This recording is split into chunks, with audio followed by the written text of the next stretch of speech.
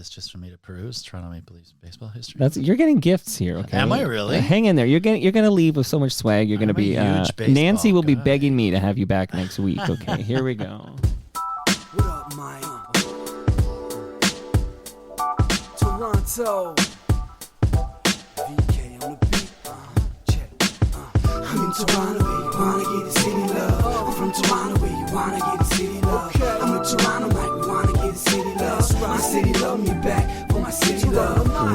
Welcome to episode 1471 of Toronto Mic'd, proudly brought to you by Great Lakes Brewery, a fiercely independent craft brewery who believes in supporting communities, good times, and brewing amazing beer. Order online for free local home delivery in the GTA. Palma Pasta. Enjoy the taste of fresh, homemade Italian pasta and entrees from Palma Pasta in Mississauga and Oakville. The Toronto Maple Leafs baseball team, the best baseball in the city outside the dome. Join the club and purchase a membership today at mapleleafsbaseball.com.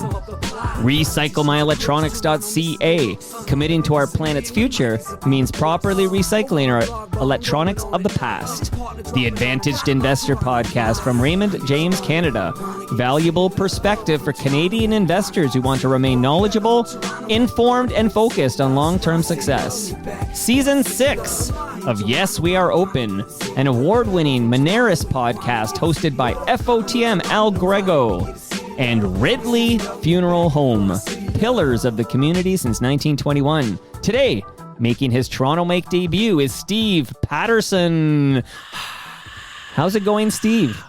Really good, man. Thank you. So many sponsors. This is exciting. There's a lot on the line here. Well, you think you're excited. Your voice, like just hearing your voice right now in the headphones, I have heard so many episodes of The Debaters on CBC Radio 1.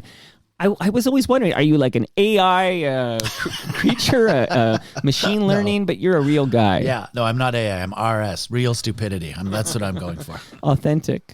Love it. But really a pleasure to meet you. Yeah, you too, man. I love what you do here, and I love a lot of the guests that you've had. I disliked 4, and I'm really happy to be here doing this.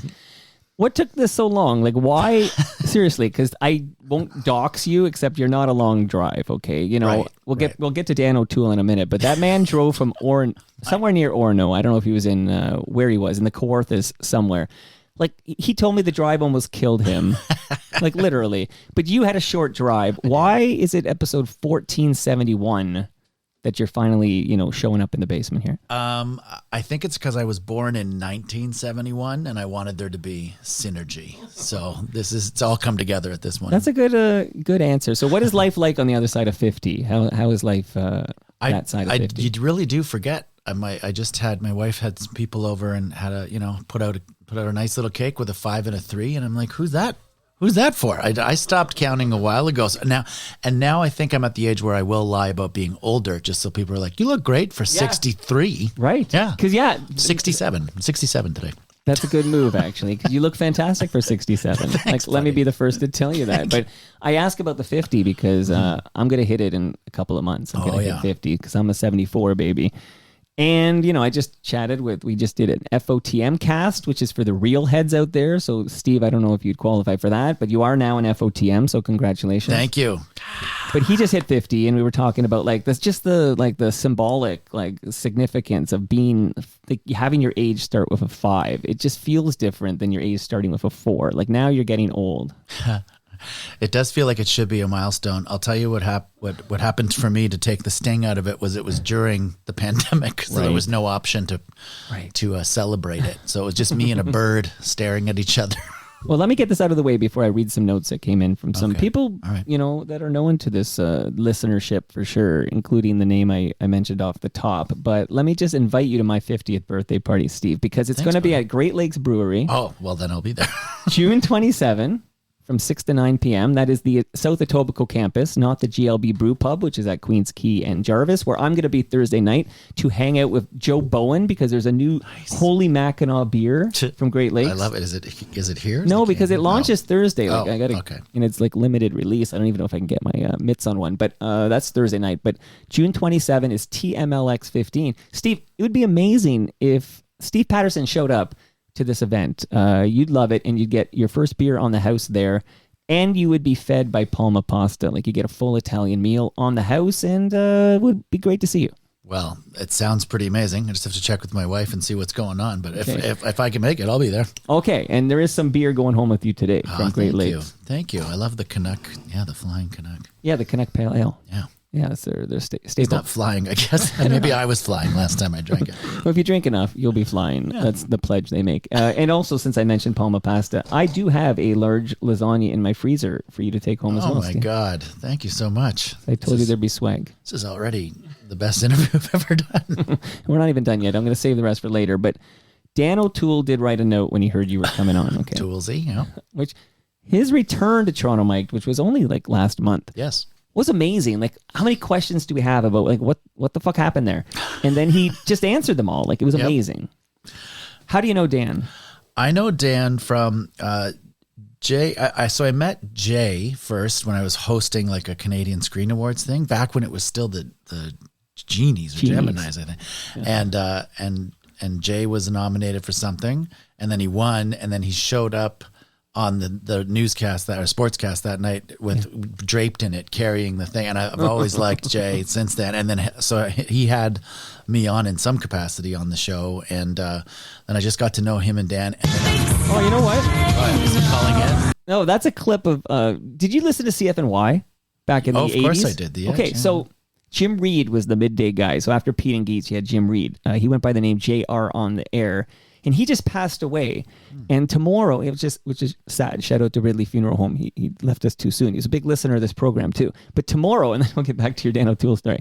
But this is not the CBC, as I mentioned on the top. Okay. But tomorrow, I thought I said something wrong, and that was the sound. No, that's actually production error. But I don't know who's in charge here. But so tomorrow, Scott Turner, who was a very popular personality on CFNY, is going to drop by tomorrow morning, and we are going to memorialize his former colleague, the late great Jim Reed, JR. So all the CFNY heads out there, tune in tomorrow. Scott Turner talking about JR. My apologies. I was calling up the live stream. You're looking great. Back to Dan O'Toole.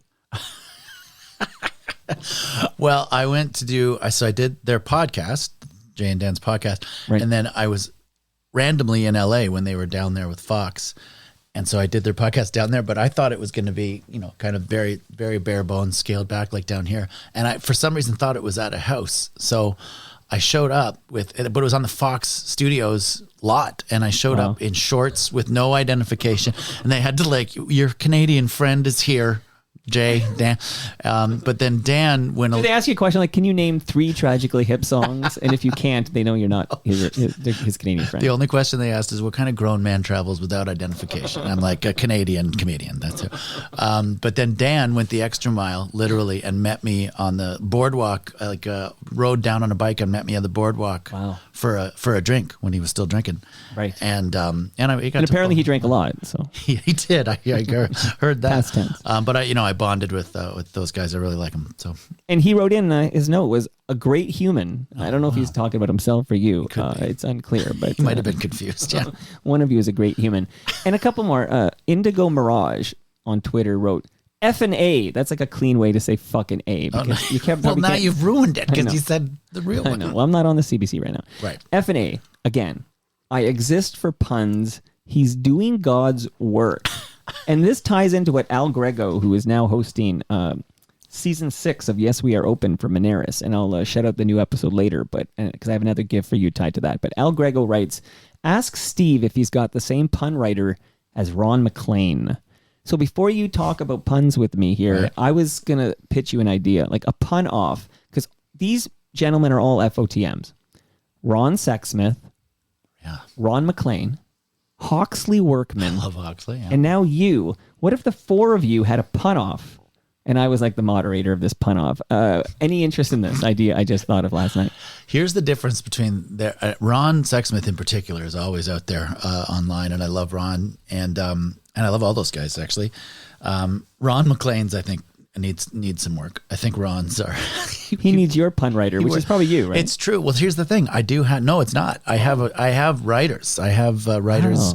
Mostly a guy named I don't know. The wizard behind the curtain, Gary Jones, we call Jonesy, writes a lot of those things, and then I might shape them and edge them, but they're written for me, you know, and then I might try to add one out of every 10. So people think that I speak like that all the time, but can you imagine? Well, you get credit for these puns as if you wrote them. Sort of like how the essay at the beginning of Q, people thought like Gian Gomeshi. Let's not draw that analogy for the love All right, I'll give you God. a different analogy, okay? Somebody maybe you're closer to, because I know you've been on the program a few times. Humble Howard Glassman. Yeah, I love Humble. On CFNY used to do the Humble Report. The Humble Report. And I would listen in the 90s, and I just assumed like Humble Howard, who's a stand-up comic like yourself, like he was like writing these jokes. And then when I got to know Howard and produced the Humble and Fred show, and he started, you know, giving me the real talk and everything, he disclosed, oh no, he subscribed to the service where he'd get a fax with all these jokes written for him. And then he would just sort of like do what you do, like a little massage here and shape them a bit. Yeah. But he wasn't writing these jokes. Like the Humble Report had another person writing it. And I feel just as like disappointed to learn you're not writing all these puns on the debaters, etc. Well, I didn't come here to disappoint you, Mike, but I've already, you know, I get that a lot. So you're used to it. Yeah. And now this blows up my idea for the the pun off, because you're not writing your own puns. Yeah, but you know, I can give it a shot. I can I shape them, as I said, but I got to give shout out to Gary Jones for Jonesy for doing those. And I got to get him on the podcast. Yeah, please do. He's like from the Stargate days. He'd get a lot of listeners. Yeah. Wow. Okay. Ken Reed. Okay, so we started with big, sports media guy Dan O'Toole, and now we are at Ken Reed. He's from Sportsnet. He goes, please ask Steve about his love of futuristic trees. I knew that was going to be the question. What does that mean? His brother is a stand-up, Peter Anthony, very funny, and based out in Halifax now. He was in Toronto for a while and was in Calgary for a while, and he brought Ken to see a show. I'd never met Kenny, but I knew him from watching sports all the time. Right. And I did a throwaway joke one night about these statues of trees in downtown Calgary, and I just called them futuristic trees, and that has stuck with Ken. with Ken for the entire time he's known me, and he just calls me futuristic trees. And he probably assumes every bit you do is about futuristic trees, like that's your thing. That's the Steve Patterson thing. Yeah, it's so funny that it was the throwaway line that stuck with him. None of the hours of material I slid over, just the throwaway about futurist. They're lampposts is what they are. Okay, shout out to FOTM Ken Reed. And here's a woman, you're going to explain this to me because I don't understand this reference either. Uh-oh. It's too inside for me. Judith Butler wrote in, ask for the soap. Does that mean anything to you? Like, I'm hoping it means something to you. Yeah. Otherwise, what is that? I should have brought soap. Okay, my wife made something called Patter soap, which we're getting. It's been very popular, so we're in the midst of getting more of it now. And she got it for me for my birthday, but then decided to make it into merch. So she designed it all, and it smells like my favorite beer. Which I'm not going to name. Oh, because it's not Great Lakes. It's not Great Lakes. Well, you can name it. My favorite local beer. My favorite local beer is called the Instigator from Indie Ale House. Okay. So they mix that in with eucalyptus and cannabis into some sort of soap, and my wife got it made and kind of mass produced it. And the packaging, I really wish I had one, but we ran out of them. Looks like a pack of cigarettes. Everyone thinks I'm handing them a pack of cigarettes, but it's soap. It's soap, and everyone seems to really be into the soap. It's actually really good. Wait, did you not think to bring me some soap? Like, I've literally given you. I know, man. I'm gonna have to send it to you. It's my. Some people do leave behinds. I do forgot to brings. So now that I know what neighborhood you live in, it's not that far. No, I'm literally biking it like all the time. I'm like, oh, he lives there. That's not like Orno, okay? He can get his ass over here once in a while. But the soap would be like next time you come on to kick out the jams or something, bring me some soap. I'll have a full package available, I promise. Okay. And now just to make you feel bad, I'm giving you just a couple more gifts here, okay?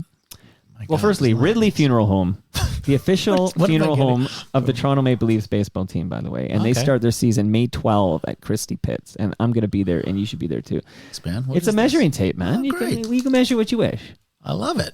See, if your joke writer was here, you'd have something like, to measure a measuring joke. To measure, yeah. Well, no, this looks like a good head measurer because it can go around so you can measure your cranium and see how smart you are. See how much empty space is. Size matters. Size matters. This is what I've heard. Okay. Now, also, because I mentioned Al Grego, we had a great question earlier. There's a wireless speaker behind the beer there. That wireless speaker is yours. That's a Bluetooth speaker. It's right. This is the brown thing. This. Yeah. Thank you. And that QR code will let you subscribe to season 6 of Yes, We Are Open. the award-winning podcast from Monaris that all FOTMs should subscribe to. I took a note on his he went out west and he went to Banff and he visited Ken I gotta get this name right. Ken McMurdo, owner of Mountain Chocolates. He started his business in 1989. And it hasn't always been a sweet time for Mountain Chocolates. He was heavily reliant on tourism, and you can imagine something happened recently. This pandemic, and that wasn't good for the Banff tourism.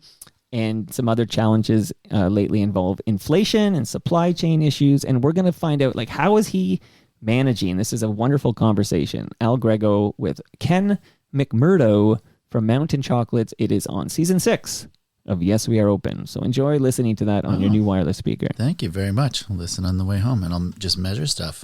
Just measure everything, okay? And report back. I want to know what these measurements are. Measure everything and report back. Like that. Measure once, cut twice? No, it's the opposite. Okay. James Edgar says, never stop doing the debaters. And also, some of those puns hurt. Yeah. Keep it up. Here's the thing about puns, and I know there's going to be questions. I do get lots of questions about puns. I do have people pitch me puns on flights, which is not my favorite enough thing. about Ron Sexsmith. Ron's great, though. He is great at puns. The thing about puns is people are like, oh, that was a bad one. You want it to be bad. The goal of a pun is a groan. So if you're getting a groan, you're doing it right. And if you're not, you're not. And that's... So what's Ron McLean doing wrong? Well, Ron is a nice man. It's just he just tries to sneak them in at the very, very end, because I think in his heart he knows there's not going to be the reaction, and then people so are it's on his way out. Confused. He sneaks it in, and then you have to move on. And there's no time for a reaction. Is that right? That's right. Or he thinks it's going to get a better reaction than it does, and that's it's like a comedian that pauses for laughter, and there is none. So I love watching Ron, but I could do without the puns. I don't think he does them that much anymore. I don't know. Well, you're not paying attention. Playoff start, by the way, did I mention Holy Mackinac Beer? I'll be at Great Lakes Brew Pub on Thursday to hang out with Joe Bowen. Joe Bowen, who I've had many correspondences with. In fact, his son was in this basement last week to record the latest episode of Between Two Fermenters, the official Great Lakes Brewery, it's a great title, podcast. But Joe tells me, I don't do any podcasts. I will not do your podcast until I'm retired.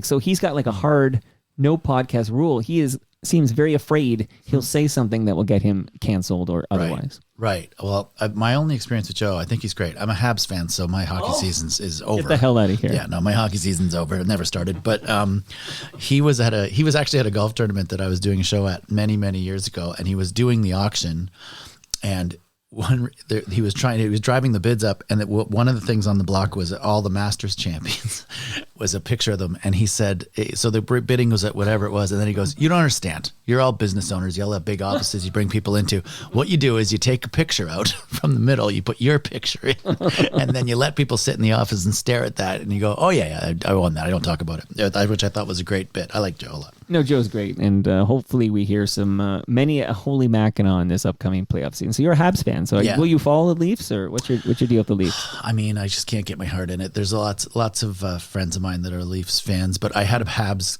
flag up the last time the Leafs and Habs met in the playoffs. I don't know if you remember what happened there, but 93. Yeah, they were not 93. There was the pandemic year. Man, it was all the Canadian teams. actually completely blocked that one out. I thought we were going back to Gilmore.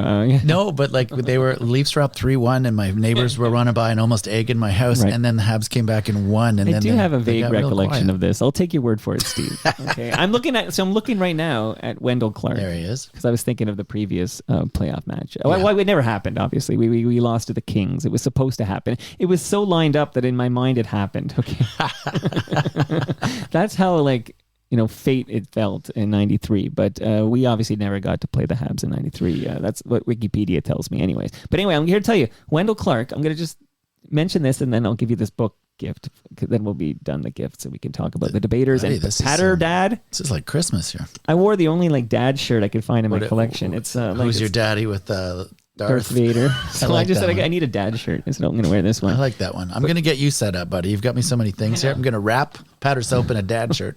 Send it back. I want just boxes of these soaps. I don't want to ever be stinky again. God is my witness. To smell drunk and high without actually being drunk and high. I get it. Sounds like a pre-sobriety Dan O'Toole. That's what that sounds like to me. Okay. Shout out to Dan. Okay. So I'm here to tell you Wendell Clark is going to be at Christie Pitts on May 12th for this aforementioned season, the opener for the Toronto Maple Leafs baseball team. And there's so many interesting people coming out.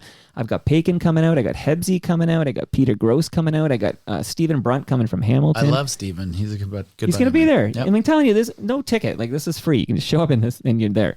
That's how it works. Everyone, you just show up and you're at a baseball game, and it's going to be a lot of fun. Rod Black, of course, is going to be there. Nice. His mustache is going to be there. Well, his mustache too. He promised he'd grow it back for May 12th. But Wendell Clark's going to be there, and Rick Vive, by the way. Like, this is the other Leafs that'll be there. And who else did I want to shout out who's going to be? Rick Emmett. So Rick Emmett from Triumph is going to make the trek from Burlington, and he's going to be honored before the game. And I'll just tell the FOTMs, I'm working on the national anthem being performed by Biff Naked. So Nice. like, that's in front of Biff now. She's pondering it. Imagine that. Oh, Canada from Biff Naked I'd before love the to game. see that. But that book is yours. It is the history of the Toronto Maple Leafs baseball team. It's a Thanks, my hardcover, friend. great book. You're gonna need like rent a truck or something to get this stuff home. There's a lot of stuff. This is All right, the so now enough greatest. from me. Let me hear from Steve Patterson. If you don't mind, because we're going to talk about the debaters, obviously, and we're going to talk about Patterdad. Is that it? Patterdad? Patterdad, yeah. Patterdad. I want to talk about Patterdad. But I do hope you'll share with us, like, when did you realize you wanted to be in comedy? Like, did you have a moment you realized you were funny? Like, I just want to know the path, maybe the path to the debaters, if you like, go back. Oh. Like, yeah, like, give me a little bit, like, was there a day in school where everyone laughed at your joke and you're like, oh, this is what I can do? Almost the exact opposite. I was in university at York first year. Okay. The student council president then was he who shall not be named, who later hosted a radio show. And Did you write those essays? I just wanna know. oh no, God! But I was always making jokes in residence. I was at Founders College, and then my dorm mates signed me up for comedy night without telling me. So the first night that I went to a show, that I just got called out of the audience and went up with completely unprepared and spoke for 5 minutes. So it probably wasn't the greatest set that I've ever had, but it did get, strangely, more laughs than some people who had known they were going up that night. So it gave me the confidence to kind of go back and try it. And eventually I realized I could do it. You know, I was writing advertising for a while, and I realized, You were like Don Draper wannabe. yeah, well, he's less handsome, obviously, but I realized that there's a lot of rejection in advertising, and you can be funny to a point, but not really in advertising because there's too many people to answer to. So Right. I just wanted to be funny for the sake of being funny, and that's comedy's the best thing for that. You know, the audience judges you, and they'll laugh or they won't, but then you can recover. And yeah, I like it. It's been a while now. Now, here's the big question, like off the top here. Did you quit Off that? the top, what the hell have we been doing? That was I didn't. Was I supposed to record that? That was like the get to know you pre-interview. But did you quit that copywriting job, or were you fired from that copywriting Oh, job? that's a good question. Wow, you're going back there. Yeah. I've heard stories. No, I was definitely. It was almost simultaneous, which is like, you know, we broke up with each other. But my boss at the time, a man named Peter, was like, "You're really, really funny. You should do that all the time."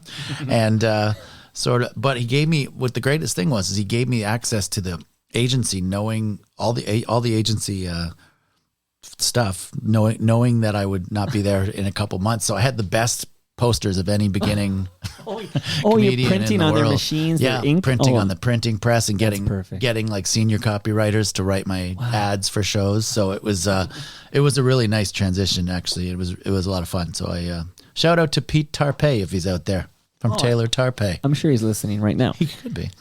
Please, Just for Laughs has been in the news lately for all the wrong reasons, I suppose. I'm curious to know, like, the role of Just for Laughs in your career at this point when you leave the copywriting job in the mid 90s, and what maybe like a word or two what you think of the current state of Just for Laughs. Oh, it's really unfortunate. It's kind of the pinnacle for Canadian comics to aim towards, right? You want to get to Just for Laughs. When you say you do comedy in Canada, people are like, "Oh, have you been on Just for Laughs?" They don't ask, "Oh, have you played the giggle box in their city or something?"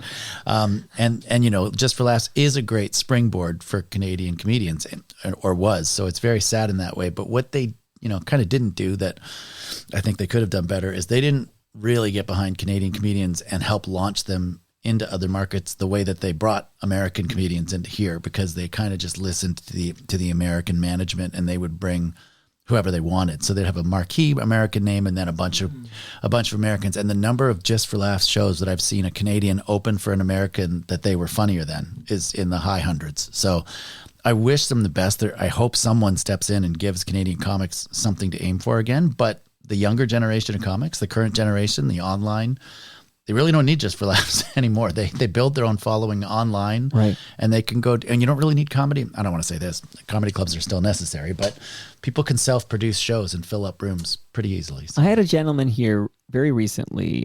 His name was Hassan Fills, and he was talking about how, he does this comedy. It's called You Idiot, like a play on the word Eid. Mubarak. Yep. Yes. Yep. I have seen that. Yeah. And I think he was telling, it started where they just had they just, any place that can hold people, they book it, and then they promote it themselves, and they sell the tickets, they fill it up.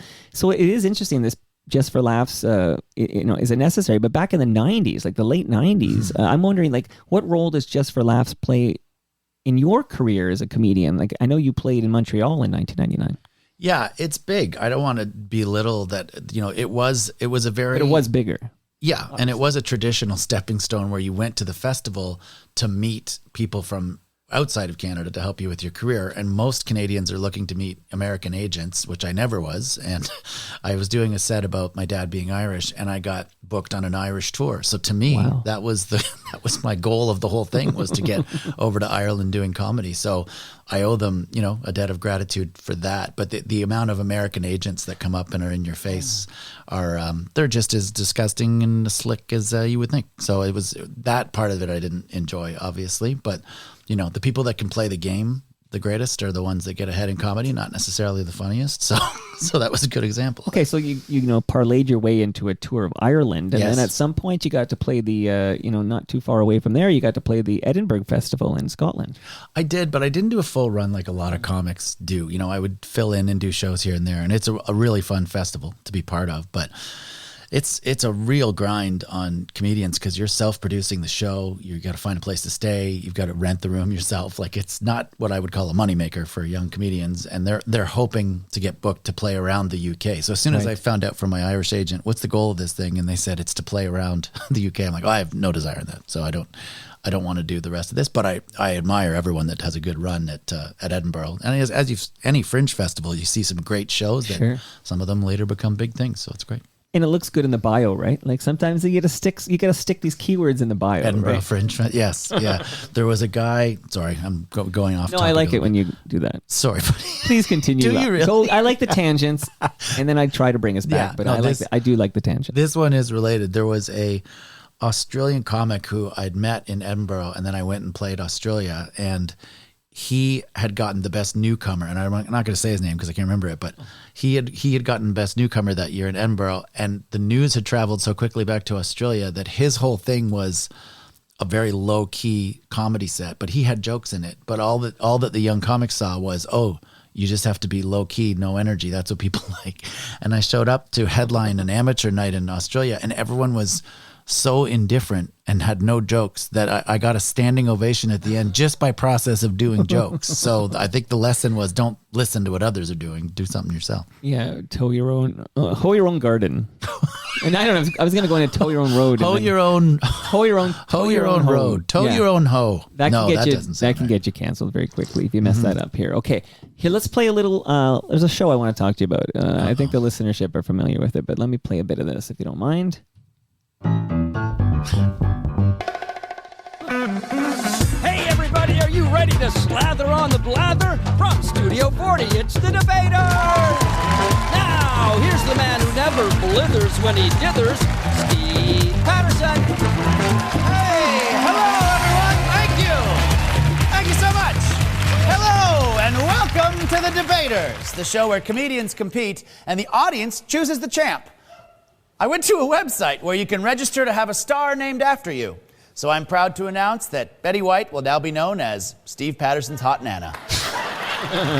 But now I know you didn't write that joke. All right, I might have written that one. You might have written that one. I like Betty White. I'll bring her down except to tell people that the debate in this episode is tea versus coffee, and that's kind of a typical kind of fun debate. So tell us how you got the gig as host of the Debaters on CBC Radio. I think I owe that largely to the Halifax Comedy Festival, because there was a CBC producer named Tom Anico, and he had seen me do stand-up and said, do you want to host a show, like a little pilot?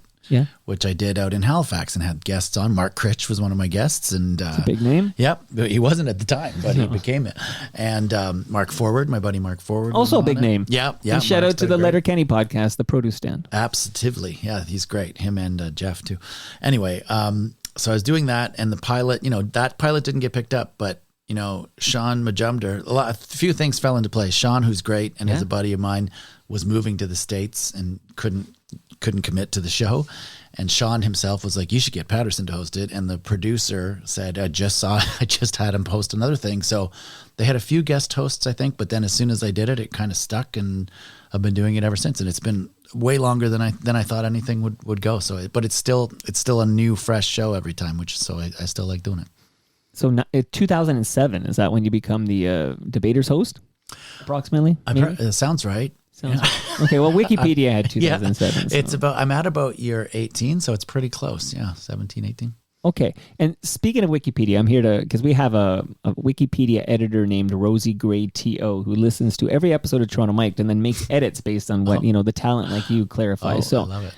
Did you say no to Last Comic Standing? Yes, that's true. What's that story? Because I know you qualified for the Canadian finals in Montreal. Yes. Why did you say no? What's going on? That's a big deal. Let me hear the story. Yeah, well, it was pretty simple to me. I had a club gig lined up in Montreal that night, and the people were coming to see me. I'd built a bit of a following, and I lived in Montreal for a while. And I said, I did the tryouts only because they were in Montreal, because I didn't really believe in the process of it. And they got me through, mostly because I told one of the judges they weren't funny, I think is the reason I got through.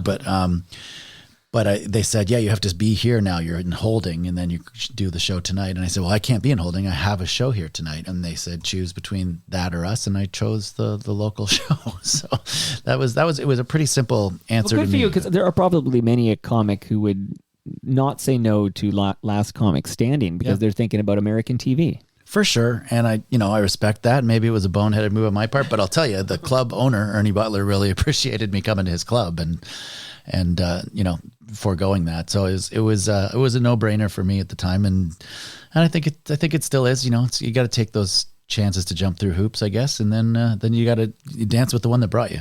The Canadian clubs are the ones that brought me. So. No, absolutely. Now, question came in from Bob Willett. Excuse me, Bob Willett, better known as Bingo Bob. He used to produce the Humble and Fred show on CFNY back in the day, actually. Yeah. But he's asking, who is the funniest debater, of all the debaters? And I'll just point out that clip I was playing, I did cut it off early because I think we can listen to the whole episode, and then you can do pop-up video. You can talk about, at this point, whatever. But that's Sean Cullen is on that. He's an FOTM. And I find Sean Cullen to be very, very funny. This is my opinion. Yep. Who do you think is the funniest debater in the history of that show? That's impossible. That's like asking who your favorite child is, and you never answer. Who's your favorite child? You never answer to their face. That's my next question, Steve. No, we have so many great ones, and there's so many different styles. There's a few that no one wants to debate against because they're who are they? John Steinberg out of Ottawa. Okay. No one wants to debate against him. Very few want to debate against Derek Seguin because he's a favorite as well. And then there's a woman named Yumi Nagashima out of Vancouver that is just her delivery is so disarming that it's almost impossible to win against her. So there's those three, but I could just list reams and reams of people that are great, and some people that make their debut that I am still discovering that really want to do the show and love it and are great at it. So I'm really confident on any night of debaters you're going to see a great show that's like a one night comedy festival. So I can't I just did name a few, but I shouldn't, because everyone's great. Are the the winners predetermined? Of course, there's scripted element to all this. Humble Howard has let me in on the real talk here, right? So they're not improvising their debates. It's all typically it's pre-scripted anyway, and then that's fine. But at the end of the show, is it audience applause? Whoever's got the biggest applause is the winner. Is that predetermined or is that organic? That's organic, and I shouldn't say I hate that. I hate the pressure of it because we have gotten letters. They're like, Patterson got it wrong. Why'd he do that? Well, Humble thinks you got it wrong. Like Of course he literally, does. Humble. I think he's done it a few times, and he's never won. But he says there was one time he got the bigger applause, and you gave it to the other guy. What did he have, an applause meter in his pants? I love Humble. Or was he happy to see you? I love Humble, but I know, and he gets it. People really do want to win when they're on it, but we don't give them anything. There's no prize money, but they get paid the same. So No lasagna for the winner? No, I try to make the best decisions I can. Sometimes I'll pick children in the crowd to be the judges, and they'll pick them. So I'm like, this is on you. So send your letters to Jimmy. But it is, we do not predetermine winners, and we've had a lot of debates that ended up with the person we didn't think would win, or a topic that we didn't think would win. Wins it, and I'm like, this is great. I love it. It's all in the moment, and you never know. You can just have one great line that sticks out, and that's what people vote for. Right. And sometimes maybe one debater is a more famous person. Do you think that people? That doesn't always work, though. It should, but we did it at Just for Laughs quite a few years, and we'd have some pretty high-profile American comics, and they didn't like the part where another comic gets to heckle you and the crowd gets to kind of vote against you. So we stopped doing it there, but again, because of American agents not wanting their comics to not look good. But the Canadians that are familiar with the format, or we've had Australians that are really good and British comics that are really good. They love the format. They love getting in a comedy fight. There's no other format for it. So everything on the show, yes, they write their opening arguments, but they've never practiced them before, because it's sort of stand up, but not really. So it's got that fresh, that we don't know if it'll work or not energy. And is it truly like this conversation we're having now? This is all scripted. This is all scripted, yes. Obviously. There's a teleprompter over here for those who can't see it. Oh, that's my line, sir. There is a teleprompter here for those who can't see it. But what this is, warts and all, because I literally played something by accident for tomorrow's episode. It just, I just started playing. I opened up the tab in the browser and it was like on autoplay.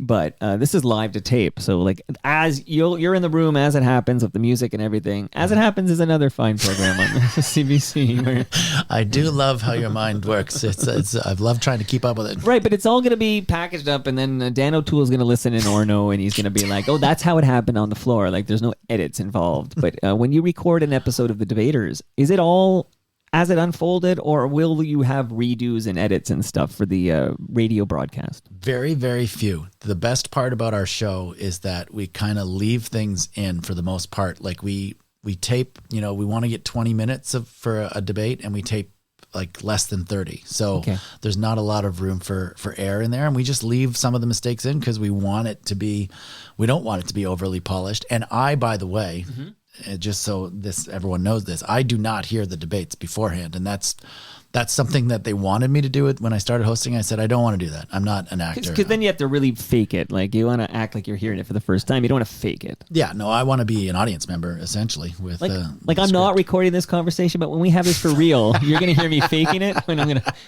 authentically react to everything like I'm hearing it for the first time. I don't have that kind of energy. You went to Ireland? Yeah.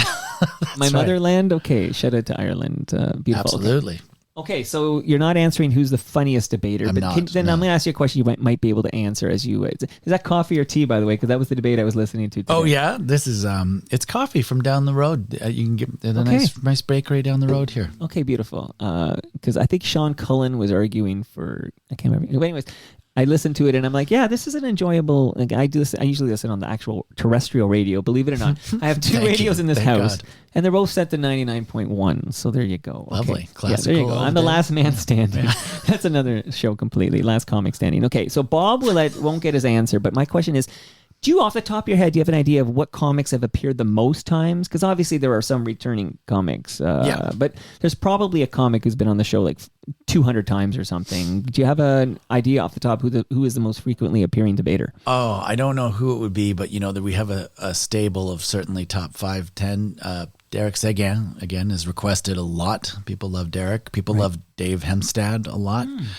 Erica Sigurdsson from BC, Nikki Payne from out east, Charlie Demers, Ivan Decker from out west. So we've got those kind of names, and then we've got some new ones coming up in the stable that are doing more and more debates for us. And it's something that the comedians want to do. They have fun doing it, and we're proud that we've kind of introduced some comedians to the rest of Canada because they don't travel that much, like Patrick Ledwell out of PEI or Jen Hamilton from up north. So, you know, we're proud that we get to introduce sometimes new comedians to people for the first time, and it's so I don't know if that answered the question. No, you dropped a bunch of names that we're on frequently. I feel like that qualifies. It'll be better when we do this for real. Like, by the way, you know, I feel like I should broker a deal. You know, I can arrange for the winners of these debaters to get at least a wireless speaker from Moneris. Like, you know, maybe we talk afterwards. Right. Like, enough is enough. You win the debate on the debaters and you don't get any like parting gifts.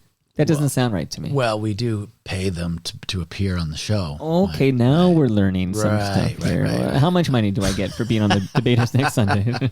Something called favored nations. It's the same amount for everyone. Okay, so that's a great point. I was upset they weren't getting any fresh craft beer, but you can take your money and buy fresh craft beer. Right. It's like Homer Simpson. It's like you can buy products and services with this money. Okay, television. Yes. Drug of the Nation. That's a song, I think. Okay, tell me about why did the debaters not work on television when this was attempted in 2011? Because you'd think the debaters would work on television. Yeah. I think they tried to TV it up, and they had some interesting ideas that even the show creator, Richard Sy, didn't agree with. And it was one of those things where it was being done almost as a fill-in for a hockey strike or something. So we taped a whole bunch of them at a time. Okay. And had it been a weekly thing where we could have been debating, you know, timely current things, I think it would have worked well. I think that they needed to just let the show be the show and involve the audience as we do on the radio tapings. And they decided, nope, we're not going to show the audience at all. We're just going to have people show up in the middle of the day. There's certain people that show up to a radio taping in the middle of the day, and they're not always the ones you'd want. And, you know, all they really had to do was kind of get out of the way and capture the show. And they did not do that. So we're thankful that we can still do the show the way it is. And everyone that comes to a taping, I think, is pleasantly surprised usually at the night out that it is. Well, can't we take another run at this and just do it the way like when you would watch the Howard Stern show on TV? That's right. And it was just the camera in the room and you're just, you know, or Bob McCowan, you'd watch Primetime Sports or whatever. Right. And it was just a camera in the room. You know, right now, no one's watching, so it's not quite the same thing, okay? But there's a camera in the room, and if people choose to watch this episode record, they can, but there's no production, as you can attest to. There's no production values. This is not a television show. This is an audio presentation, but we have cameras in the room. Why don't we take another run at this, the debaters on TV? It's a great idea. And, you know, I will talk to people at because CBC about these cameras are not that expensive. And you can we'll stream it on Gem, okay? TV's, that word is a little scary sometimes. Let's stream the debaters on Right, Gem. so make it online, yes. Right. I look. You in? We would love to. I'll do it for you. Yeah, it's pretty You don't have easy. to tell the CBC. I don't think we have to change that much. Our producer, we do have recently now started videotaping the shows again, not for a TV thing, just videotaping them. And it's, you know. And literally videotaping, right? Like you guys. Videotape. Yeah. No, it's used, and then we play them on a projector. We showed them. It's you record over like tapes that had like the Friendly Giant on it. That's right. Yeah. And they'll be in the archives immediately before they've even aired. But, you know, we've started to do stuff online, and it's interesting. It's a whole new audience that, you know, it's funny to me because a lot of people are like, younger people are like, how have I not heard of this show? I'm like, well, it's the radio. I don't know, but it's been on for a while. But there's so many people have grown up with the show, which I'm proud of. You know, we've had people who were dragged along with their parents when they were 7 or 8, and now they're in their late 20s and they're fans of the show. So we've single-handedly brought down CBC's demographic, I'd like to think, by about 40 or 50 years. Well, good for you. I would think that, you know, not every household was a CBC radio household, right? There are many from C to C here, of course. I happen to be a guy who always enjoyed CBC radio. And so, you know, you can't avoid the debaters if you're listening to enough CBC radio. And then you're going to, you know, typically you'll like what you hear and you'll enjoy the show. You know, who's this Steve Patterson guy? How do I go to Patter Dad? We'll get to that in a minute. But I would think if you grew up, I don't know, a CFRB household or whatever, you're like, what is this liberal propaganda I'm hearing here? Yeah, you know, I can see it. I think, I won't say the number one comment I've heard, but because it streams online and it's its own thing, people are like, oh, we don't listen to CBC at all, but we love your show. I'm like, well, and then you're like, thanks. I have a fun fact for you. Thanks. Yeah. You're listening to CBC. We fooled you. It's like, I don't want to. We won't get into that because I'm sure that there's some nervous energy in the CBC universe that the next prime minister is not as big a fan as some of us are. I do every show of ours like it's our last. I really do. It's like I have secondhand. I've never worked for the CBC. I mean, I do enjoy listening to it. So there's that selfish part that I don't want it to be defunded. But I have like secondhand anxiety that because I only get one vote. This is a fun fact, and I live in Toronto, which. The next prime minister won't need seats from Toronto. You live in Toronto as well. He won't actually need us, right? No. So Harper didn't need us, and this next prime minister won't need us. But he has pledged to defund the CBC, sure. And I have anxiety over it. Like I try not to think on it too much, and I hope for the best. But I do have anxiety around it. Yeah, I think he'll probably, if it just is still going, there'll be a show called The Agreeers. It'll be a very different show, and there won't be a lot of what you would call humor. You know? Right, like why the COVID vaccine is not good for you. Yeah, okay. Why is it good? Is it not good, or is it super not good? Those right. What degree of evil is this? Okay. By the way, there was a show on CTV called It's Been Canceled, actually, much like your TV show. But the show is called The Debate. Yes, and it was like I was on it once. It's like literally my only national television appearance was, and I actually agreed to be on this show called The Debate, which was on CTV News Channel, whatever that's called today. Yep. I agreed to be on it because they told me in the conversation, they said I could go to 299 Queen Street and do it there. And I have such fond memories of that building from watching Much Music and City TV growing up. I'm like, I want to be at 299 to do something. Like I've never in my life been at 299 to do any TV stuff. So I agreed to be on The Debate against Reshmi Nair, who's an FOT. I like Reshmi. Yeah, I like her too. Also worked at the CBC at some point. Yep. And I was going to debate her on some time-sensitive stuff. So unlike tea versus coffee, which, where I could write more jokes maybe, this is like real new stuff. So anyway, long story short is at the very, almost last minute, I was going to bike to 299 and do this thing. They told me there was nobody there to accommodate me and I would have to do it through FaceTime. Like this was and at this point I'm like, I honestly would not have agreed to do the show if it was going to be on Face. This I'm just telling you, Steve, because it's the home of real talk. But I did the show and I realized, this is like the debaters if it wasn't funny. Yeah. Oops, sorry. Well, that's hit okay. my knee against. That's okay. I'll send you an invoice. I did watch a couple of those, and it's tough. I had some friends that were on there. And it's live, okay? Where you guys are taping, you can edit. So this is live to TV, completely live. I think you need the energy of being in the same room for a debate. I know. I'll sort of. You know what's worse? Can I tell you? Because I was doing it. I could hear everything. I had no visual of them.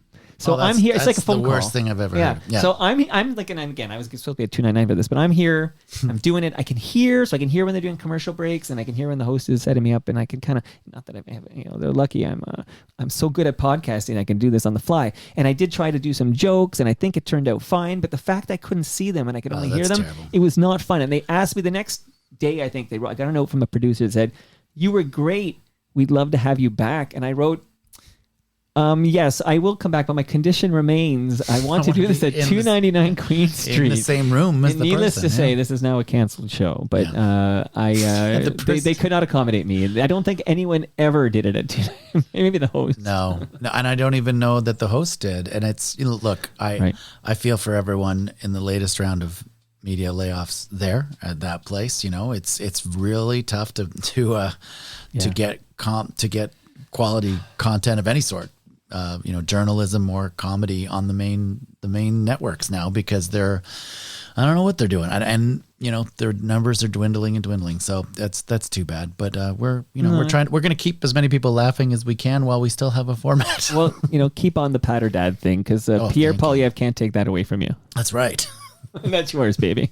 Okay, right. We're going to get to Patter Dad. Very excited. I will just say the host was great on that debate show. Not Steve Patterson great, but he was pretty great. But I think that show existed. It was a 6 p.m. live thing on the news channel. And I think it was to put on a very inexpensive, not great show, because they don't want you watching CTV News Channel at 6. I think they want you to go to the local channel and watch the news. I think this was the philosophy of Bell Media. It's stop watching the news channel because, I was going to say Ken Shaw. I think he's long gone now. But whoever is delivering the CFTO news, I'll name another guy who's not there anymore. But anyway, that's what I think was the logic behind having a crappy, inexpensive. When you're asking Toronto Mike to do it via FaceTime, I don't think you're spending a lot of money on the show. You know what I mean? And I didn't get any parting gifts either.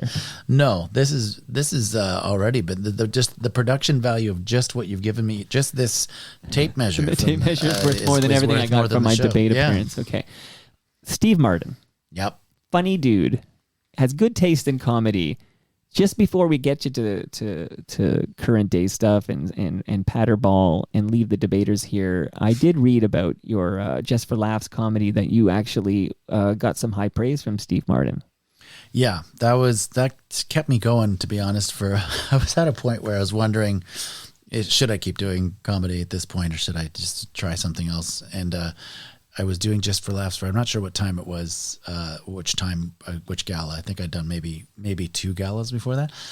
And Howie Mandel was one of the hosts, and that was, it was okay. And then the second time I did it, it was a host that wasn't really a comedian. I can't remember. And then I got on the Steve Martin Gala, and it was in 2010 or 2011.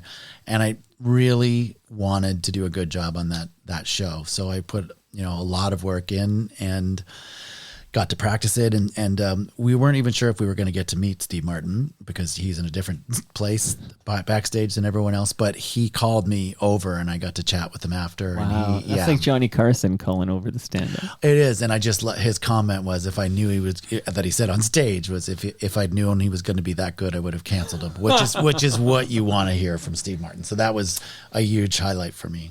Amazing. And speaking of canceled, there's a fun comment on the live stream, live.torontomike.com. Okay. Jeremy Hopkin goes, I now want a CBC show called It's Being Canceled. This will be the next project. The timing is right. Yep. Love the Steve Martin Gala story here. Quick shout out that you have been nominated for many awards, but one I'm going to focus on is you won Best Series Writing at the Canadian Comedy Awards. Did you? Did I? Did you? I think you did. I don't know. I got that somewhere. No. You didn't? No, I'm gonna tell. What is it? Which series is it? I'll tell you what happened. All right.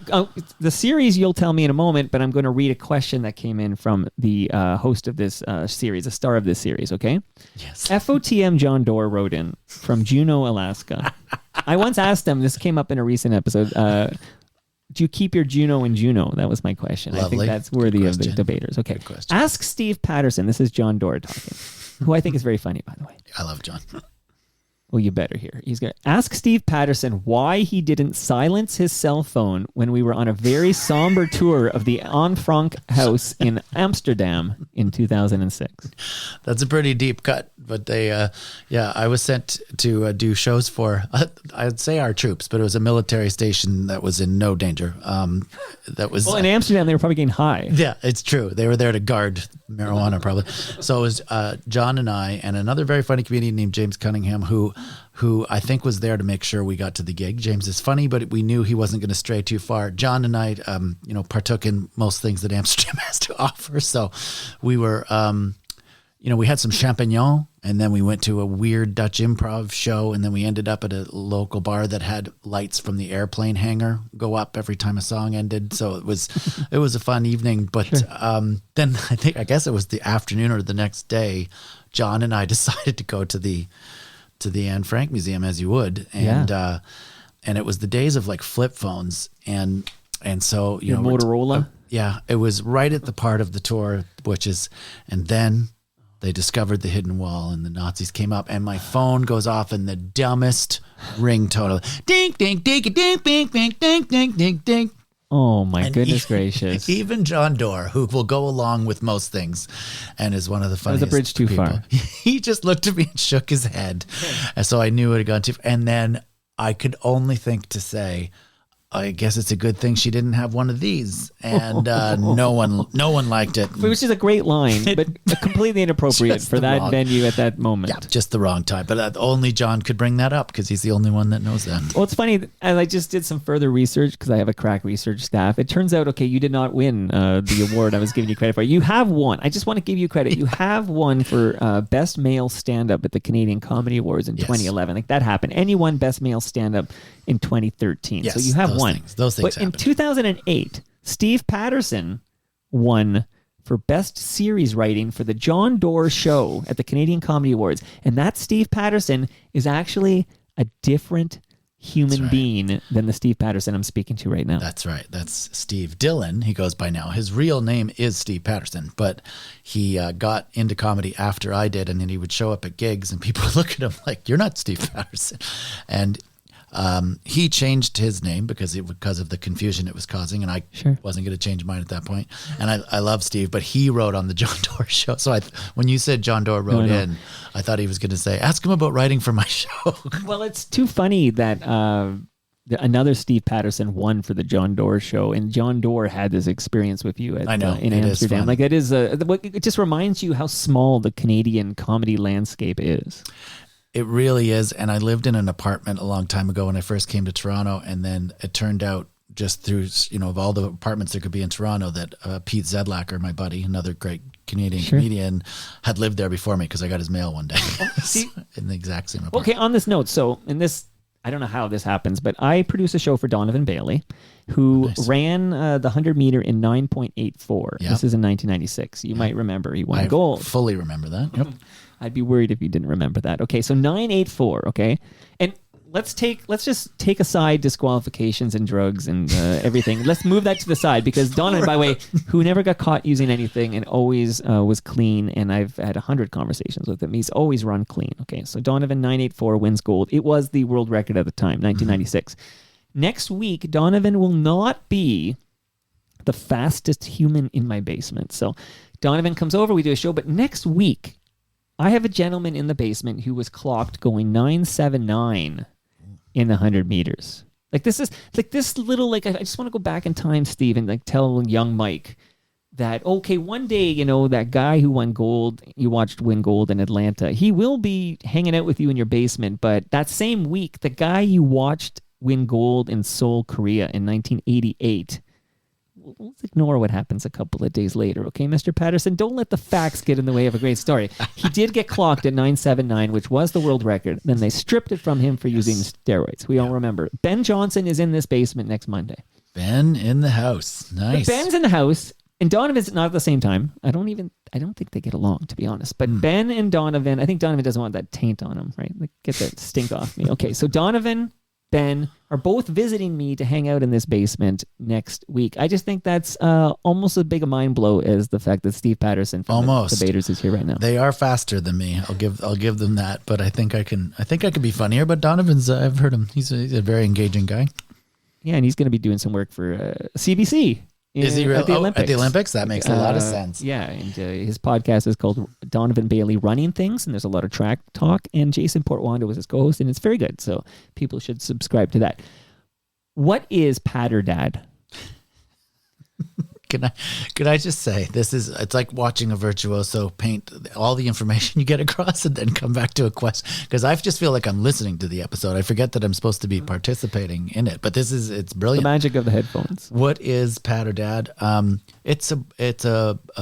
my book was called Dad Up. I wanted to call it Patter Dad, but then the publishers were like, let's call it something different. So I called the show Patter Dad because I'm sort of done being a Patter son and Patter Dad now. How many kids do you have? 2 girls.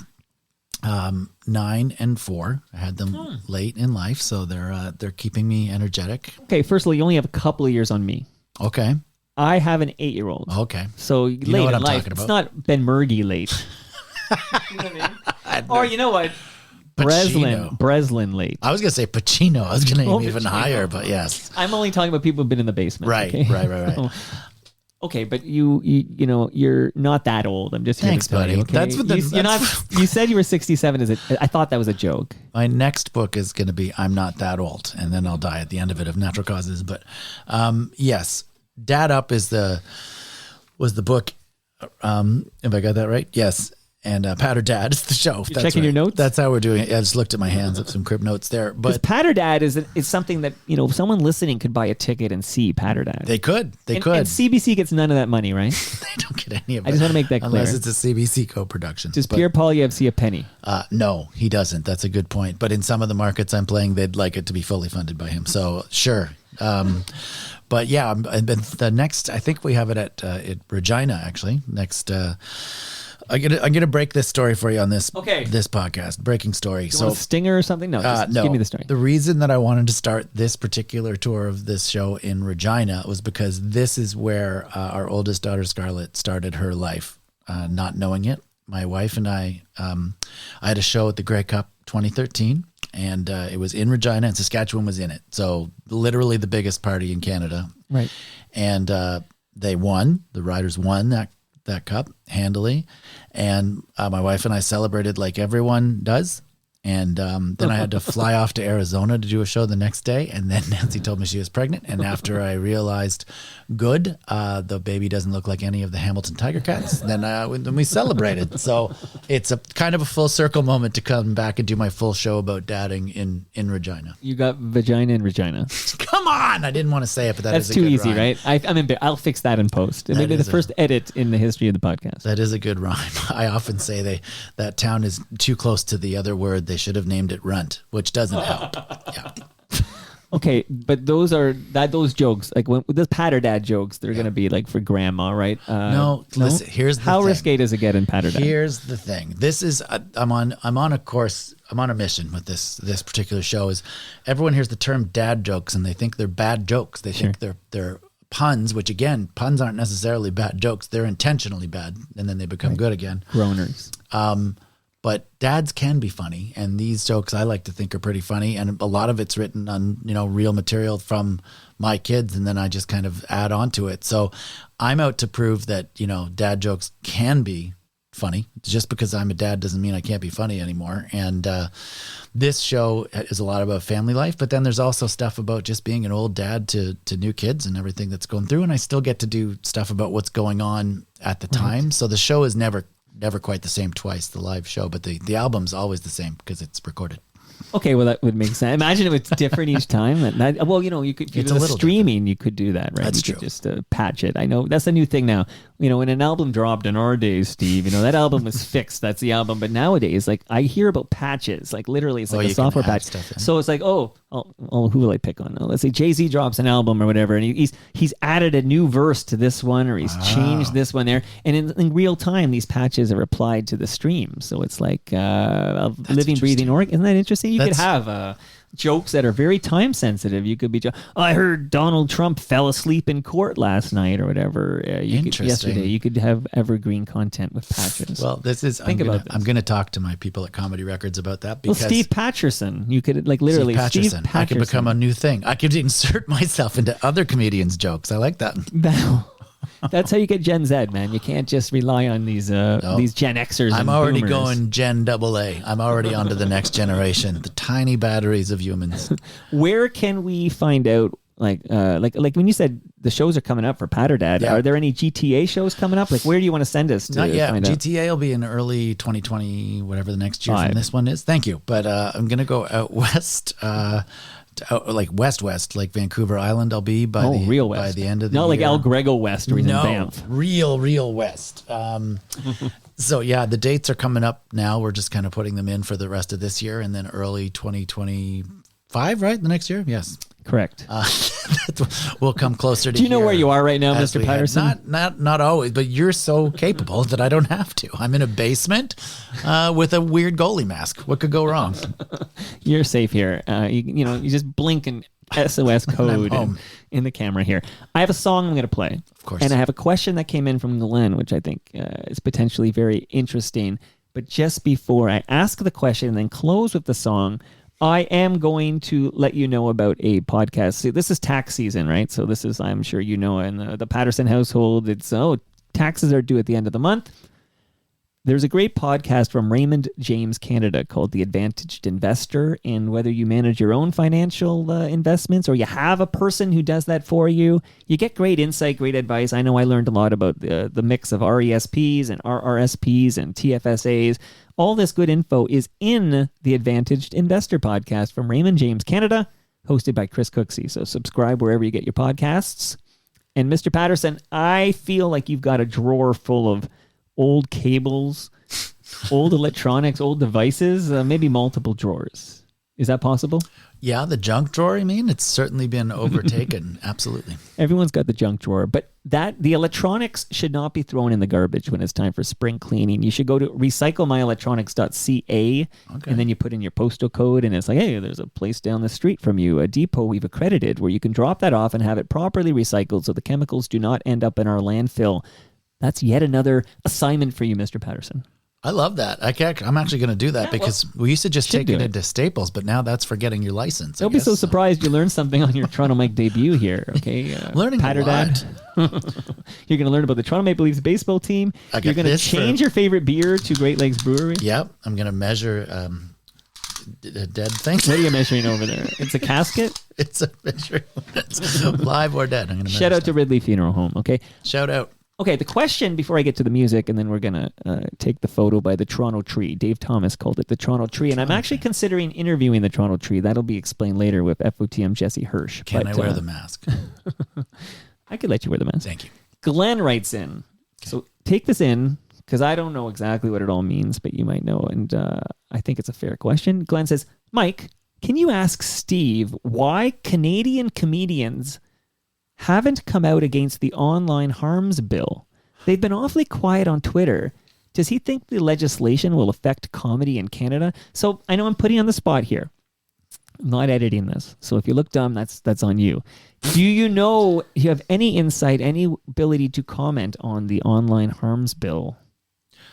No, and I wasn't sure if I saw that online, and I wasn't sure if that and you was still didn't Google it. I still didn't look at it. No, I feel like I'm not qualified enough to comment, but if it's a serious thing, I'll look into it. But even though you knew, it sounds like you knew days ago that question was asked on Twitter. How did I fight take the ability to look at it? Well, you must have known I'd ask it. Didn't you want to sound smart? Really instantly? I think there's enough people out there that want to sound smart but are actually dumb. So I'm just gonna stick it in the middle, make things funny where I can. That's your thing.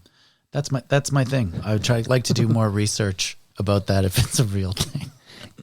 So Glenn, I apologize on behalf of my guest here today. In the return visit, when I get my soap, yep, we're going to discuss the Online Harms Act. It sounds serious to me. It does sound serious, and let me look into it. But I wasn't. I'm sorry, wasn't prepared for this one. Even though you had multiple days heads up. Listen, I have multiple children. That's the issue. I have 4 children, okay? I'm here, ready to go here. I'm more concerned about the at-home harms right now. That's right. All right, here's a song. Okay. A lot of comics like to this is how they do a show. They start kind of slow. They build and build and build to a big finish. And that's certainly one way to do it. I like to bring it down a bit in the middle. I think that we've all been through a lot of stuff. It's been a very serious time. And as much as I want to do a great comedy show for you guys, I think it's important to just realize where we are, right in the middle of it. So I'm bringing it down a bit, and I'm going to do a song that I did about loss. Someone that I lost that was very important to me in the last few years. And after the song, because it is a bit heavy-hitting, we're going to have a video from a professional counselor. And then we're going to get back into the show. All right? Hope you enjoy it. Especially the couples with their hands in each other's crotches. This is a good time for you to really let loose. Hit it, please, Donovan.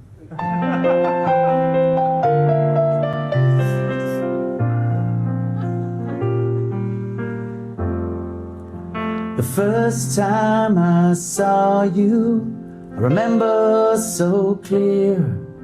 You were right there with me when I looked in the mirror. So strong and so solid, with a confident flair. I never imagined one day you'd not be there. And we went through so much, the ups and the downs, the smiles of elation, the tears and the frowns. You were there for my proposal, I arranged it just so. If you hadn't been with me, she might well have said no.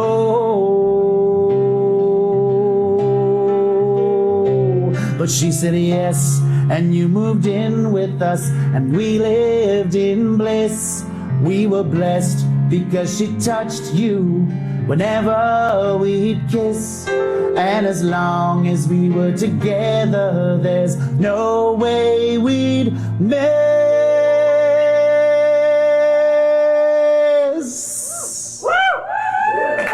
But then life took a cruel turn, as great men before me had already learned. As much as I wanted you to make it through, there was nothing that I could do. You were my hairline at the top of my face. Now you're disappearing without a trace. I wish I could say something that would make you stay. Instead I'll wear this jaunty hat every day. You were my hairline, the top of my face. You're disappearing without a trace. Wish I could say something that would make you stay. It's on your back now. Instead I'll wear this jaunty hat every day. You're not fooling anyone with that. But I'll still wear this fucking hat every day. Very good, Mr. Patterson. Okay, this song is called "You Were My" because you don't want to give the punchline away in the title of the song. That's Very right. clever, That's and right. it's a great reveal. And you I do guess it on the way. Like I'm thinking, where is this going? And I want you to know I did guess it correctly. Oh, you did? Okay. But still, packs a great punch. Very funny. So, what is that from? And then I'm going to kind of look at your hair, if you don't mind, just for a moment Well, here. look, it's losing it at the front, but it's still around the sides. I got the Padre. Like, You have lovely hair. Well, this might be. So I do have. Thank you, You Steve do. Patterson. It's lustrous. It's lustrous. I have an appointment with an FOTM Andy the barber for 5 o'clock today. All right. I've decided I've been. Can I take your clippings? Is that where this is going? Would you like my clippings? Because I am going to get a haircut today because I feel like it's. This is It's bushy now. Yeah, well, you know what I did last night. I had a shower last night. Congratulations. We're working blue here. No, but I put it up and I tied it up in a bun. because it was kind of like when it's wet, it falls in my eye. I tied it up kind of like in a bun, and then I took out the bun, and then it was doing what it's doing right now. But anyway, today at 5 o'clock, I'm going to cut my hair. So I'm just here to. I know you're like, I wish I could have this problem. Like he's got too much hair. He's got to lose it or whatever. But you are holding on. We got to try to meet. We got to try to meet in the middle or something. But have you considered shaving your head? No, I haven't. But maybe next. But for right now, I'm on a good run with this song and joke. So yeah, tell me about the song. This was a very, very organic thing where I started. I always noodle around on the piano. I don't play piano, by the way. That's my buddy Mark Camilleri from Imagine Sound Studios, and his wife, who always gets the biggest laugh in all my music with some line. So her going, "It's on your back now," was very good organic. Line. Didn't write it, and she did it. And I tell her, I do hour-and-a-half shows. The biggest laugh is your one line in the song. But yeah, no, I just try to be honest about where I'm at now, and having Mark, who tours with the Tenors, true story, he's such a great musician, and I can come in with these dumb, weird ideas to his studio, and he's like, "Yeah, we can do that," and I'm quite proud of that one because a lot of the guys coming to my show, they can identify with that. Oh, I'm sure a lot of people can relate to that. Okay, so you got that's like a musical album people can buy. This is that's on the album, Patterdad. Patterdad. Yeah, and then it's all about Patterdad. Yeah. Smart to be spending some time on Patterdad. They can't take that away from you. Like I said, like this is your baby, right? That's Patterdad. Right. This is my time. God damn it. Patterdad. So everybody who Steve Patterson, funny guy, but your live shows, I've heard nothing but great things, and people should find a Patterdad near. Find a Patterdad near you. Absolutely. And just on the way out here, the book of letters I didn't know where to send. Send. Yeah. This is still available. This is your debut album. It's my It's your debut album in book novel. form. Yes. Yeah. Do you have a did you record it like what's I that do. called? Audio version? Yeah, I think that one is out with Audible. My second book, Dad Up, was with Penguin Random, who have their own streaming service. So they're on 2 different streaming services. But I would always write letters in my stand-up, and then there was a agent who's like, "You should put these in a book." I'm like, "Okay, I will." So The book of letters I didn't know where to send. yeah, and there'll be a second one before the end of this year. Before the end of 2024, there's a sequel to that. That's right. Is that exclusive? That isn't exclusive because I just decided now. I don't know if that's even possible, but I think we can do it. Sure. I can help you out with that. Steve Patterson, you're now in FOTM. You knocked it out of the park in your Toronto Mike debut. I thoroughly enjoyed this chat. Thank you. Thanks so much for having me. Appreciate it. And I would love to see you June 27. You got that in your notepad there. I can write it down and you know right what? now. You really should bring the entire family to Christie Pitts on May 12 while we're at it for the Toronto Maple Leafs baseball game. It's going to be a lot of fun. Absolutely. You got lots of orders here.